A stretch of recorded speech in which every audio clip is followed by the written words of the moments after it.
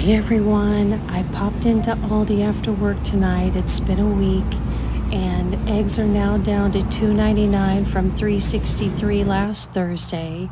These chicken breasts were marked down 50% off, so you could get 2 pounds of the no antibiotic chicken for $2. I resisted.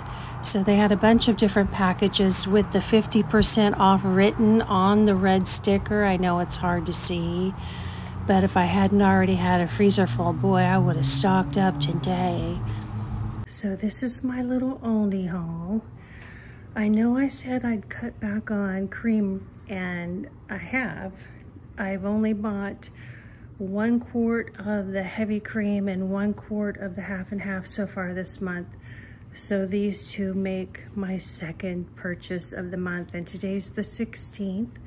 So that will get me through the end of February, I'm sure, which will be half of what I normally buy. So I consider that progress. And we were completely out of potatoes. I got a 5-pound bag here, $4.29 on the potatoes. I only have about 10 carrots left, and I'm gonna use what I have in the fridge in the Sheetpan Dinner tonight.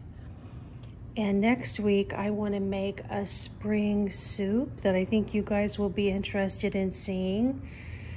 And it calls for cauliflower, carrots, red cabbage, and I don't have any cauliflower in the freezer, so I'm gonna use most of that in the soup. And then we were completely out of broccoli, and even though I have all those bags of frozen veggies, believe it or not, I don't hardly have any green veggies in there. We've kind of gone through all of the frozen green beans. I have a couple bags of peas, but one can only eat so many peas in a week, and I'm one of those people, I have to have a lot of green in my diet. So I sprung for the broccoli, the cauliflower, the carrots, the potatoes. And we were completely out of tater tots. Those are a real staple in our house, but that'll last us a couple weeks there. So what is that, a total of 7 items. I spent 20 bucks, and I would say the produce prices are pretty much on par with anywhere else right now. Aldi is usually the most affordable on produce in town unless a store is having a particular sale. So 20 bucks, and I will call that not bad for the week. On to making dinner.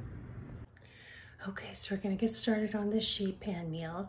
I just wanted to preface it by saying my daughter Danny actually is the one that put me on to making this dish, and I can't believe I had never heard the phrase sheet pan meal until about 5 years ago.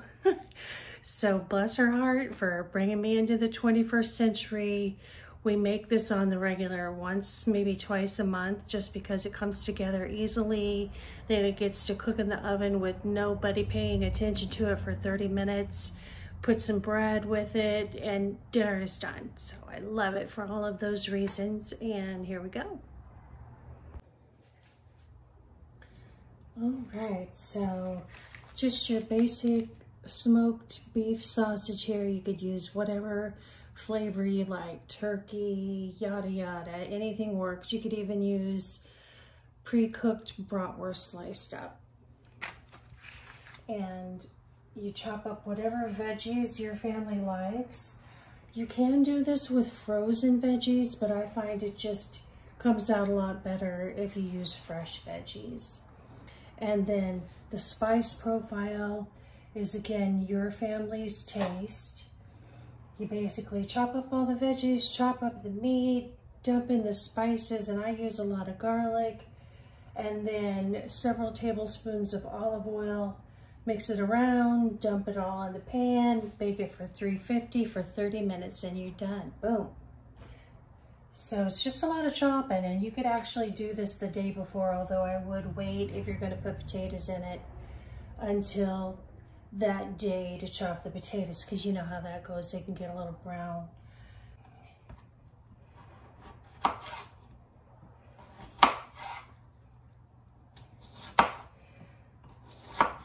we were down to literally 2 little tiny purple potatoes, so I had to pick some up at Aldi today. And they had a lot of meat on clearance, surprisingly. I'm thinking maybe they got in extra for the Super Bowl. And I resisted all the meat. I literally bought only what you saw in the prior clip, because I'm really enjoying clearing stuff out. I really am getting a lot of satisfaction out of going through the foods we have, and especially saving a lot of money. That's just really starting to build momentum for me. And knowing that down the road we may relocate, I am extra motivated, of course, to not have too much food on hand at any given time. I'm still having to work at resisting getting triggered by headlines, because gosh, there have been a lot of gloom and doom ones this week that will easily make anybody question whether or not we should be prepping at the highest level our budgets will allow and our storage capacity. But I've just got to carry on. I can't let the world dictate how I run my life right now. Can't do it. I have saved a couple of long broccoli stems from broccoli we had a week or two ago. And I'll save these stems from whatever broccoli I use in the next few days. And I'm going to make an Asian broccoli salad with those. Normally I buy a bag of, you know, the broccoli slaw, but it's basically shredded broccoli stems, shredded carrots, which I already have a bag of, and shredded cabbage, which I bought some to make that spring soup. And I know I'll have at least a half a head of cabbage left over from that. So that's the game plan. Use up everything you can.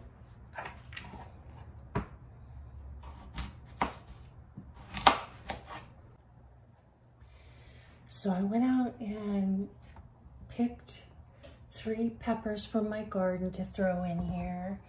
And I have to say, I think Murphy's Law got me. I did that video and was exclaiming about how excited I was. I had so many peppers on. And then it's like that last cold snap sort of shot the plants one too many times, and they just kind of stopped growing, and what peppers were in progress just sort of stunted and didn't, if they were the size of my thumb, they stayed the size of my thumb, and a couple even fell off. So I gave them some fertilizer, and I noticed that they've got a bunch of blooms out there again, but I'm gonna have to ration my pepper usage for the next couple of weeks before the plants can catch up to my love of peppers. Darn it. The last veggie I'm chopping up is half an onion. I'd normally put the whole thing in there, but I only have about 5 yellow onions, and I just bought this bag a few days ago. So I'm trying to cut myself back on my onion usage, just because the more I stay out of the store, the better. And I don't have any onions in the freezer. I do have a few pots of green onions growing out there on the patio, but you know how that is. There are certain dishes like this one that it just takes a proper onion to get the job done, in my opinion. But a little less than I'd normally like is fine, right? Whew, that onion is getting to my eyes. I have to set that over there for a second. It's funny, it didn't bother me while I was slicing it, but sitting in that bowl, ooh, she's coming alive. All right, so the way I like to slice my sausage is in thin slices. But I prefer them to be half a slice, because I think that's a big mouthful, especially if you have smaller kids at home. So to save time, you could just go ahead and slice that length of the sausage in half.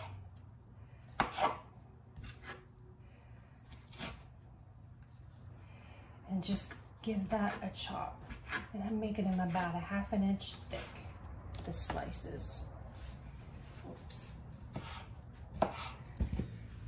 Okay, and I know you can't tell, but I have been timing myself just to see how long it took to chop all this stuff up.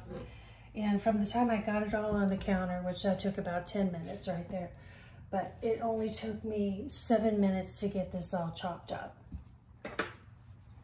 Now I'm gonna put in a heaping tablespoon of garlic.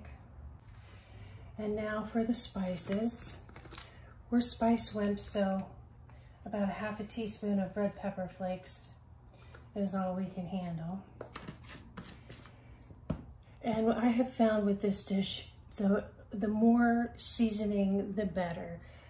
And when you think it's too much, add a little more if you're going with the Italian family, in my opinion. So a heaping of the Italian seasoning.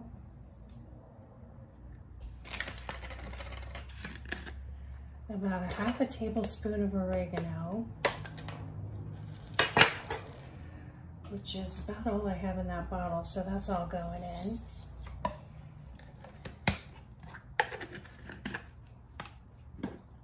And even though I have the minced garlic in there, I'm still going to put about a half a tablespoon of powdered garlic and about a half a tablespoon of onion powder and about half a tablespoon of thyme.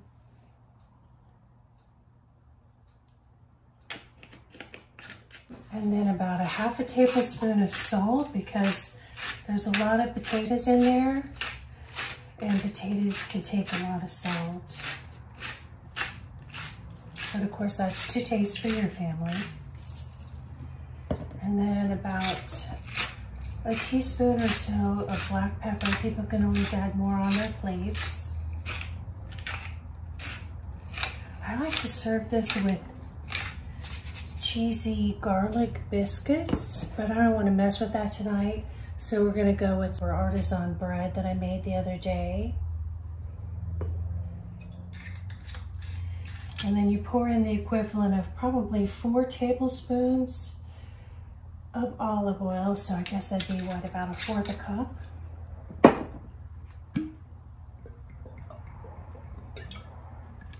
Maybe 1/3 cup, depending on how much you're making, I guess.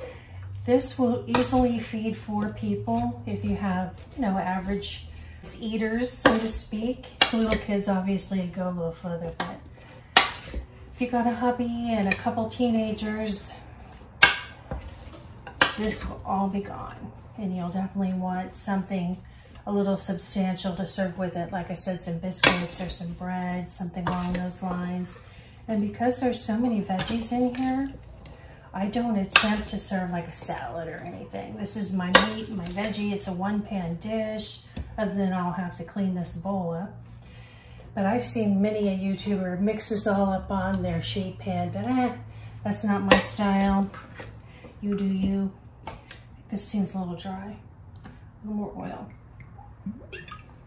You don't want your veggies to be dripping wet, but you want them all to have just a little bit of a gloss. Otherwise, they kind of just don't have the same jus when they're done.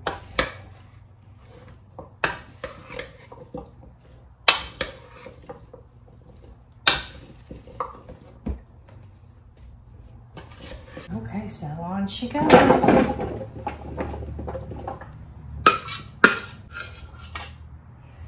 I got this ginormous sheet pan at Aldi last year on their Aldi finds, and then it came around again, and I snagged a couple for my daughters and put them back for when they get their own homes, because even though you can't really tell in the video here, the inside of this is the normal size of a sheet pan, so it's got an extra inch and a half all around it, and it's got a little moat, if you will, around here that if you've got something that's greasy, it'll run off onto that moat and help your food cook better.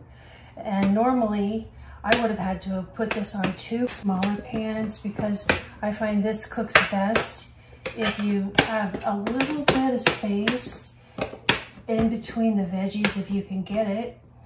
If they're bunched up, they kind of steam instead of roast. And you really want that kind of roasted effect. That's what makes it so delicious. And if you get it on the pan and you see some areas of the mixture that looks a little dry, you can put a few more drops of olive oil on. But like I said, you just want everything to have a faint gloss without being really drippy, because the kielbasa does produce its own little bit of grease as it cooks. So just a little bit of a shine on everything, nothing overhanded with the olive oil, and you'll be good to go. All right, so it's as easy as that. It's going in the oven for 30 minutes and dinner will be done. So here's the finished product. And we're having a little leftover curry chicken and rice with it. And that's the artisan bread. Simple as can be. Take care, guys. Thanks for watching.